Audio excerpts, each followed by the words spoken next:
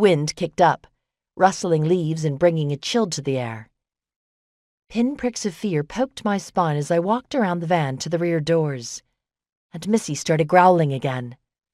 I held her more tightly and told myself I was being silly, that Michael was just fine, the cake was fine, that everything was fine, fine, fine. But lately, the village hadn't been so idyllic. There had been murders here, cases that I'd helped solve. Maybe that was why I was being so paranoid. I had murder on my mind. Never a good thing when creeping around in the dark. Michael probably just went over to the festival. It was hard to resist its lure. There were caramel apples over there, after all. Lots of them. They certainly tempted me. In fact, after the stripper arrived, I planned to cut out of Harriette's party early to meet Nick for a late date that involved one of those apples. We planned to ride the silly rides and play the outrageously priced games until the festival closed up shop for the night. Swallowing hard, I wrapped my hand around the cold door handle and pulled. Hinges creaked eerily, and I jumped out of the way as if I expected the boogeyman to leap out. Fortunately for my sanity, he didn't. Inside the back of the van, Harriette's cake sat proudly, looking beautiful with its black and white motif. There was still no sign of Michael.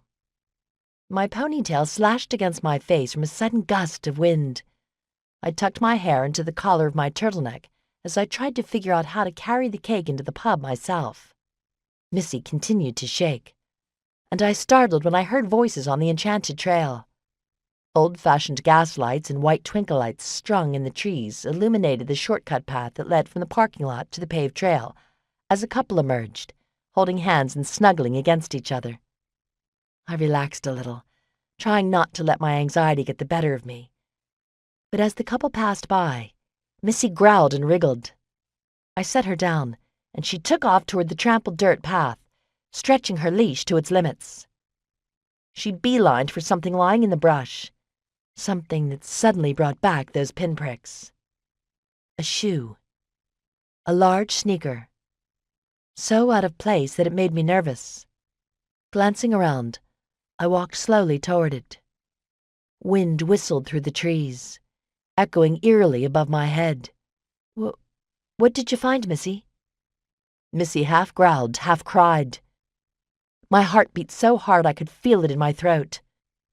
"Fine, fine, fine," I sang in my head.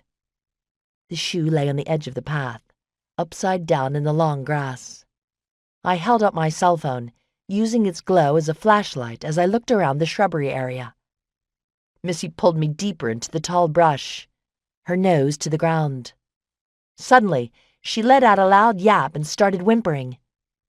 My hand shook as I aimed my cell phone her way.